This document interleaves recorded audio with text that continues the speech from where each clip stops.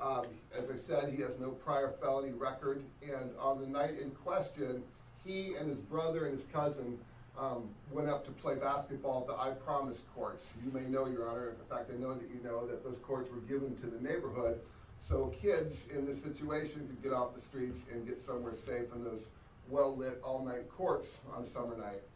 Sean was up there playing basketball with his brother and his cousin. He is 5'5", 130 pounds, and there was just the three of them on the court playing when a carload of kids, or carload of teenagers, I guess, adult teens, were pulled into the lot. At that point, they opened their windows and opened fire with what at the time seemed to be a fully automatic firearm.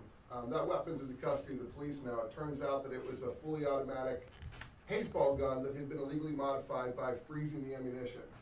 After these boys were sprayed with the firearm, then the boys from the other vehicle got out, chased them out of the court, assaulted them, and a fight did ensue, where my client is alleged to have defended himself. That's going to be the gist of this case. Again, the investigation is ongoing. It's ongoing. It is a tragedy. The victim in this case, the young man who died, allegedly got punched, hit the ground, and hit the cement. And basically, the injury from the cement may have been what caused the ultimate damage here. We won't know all that until a later time.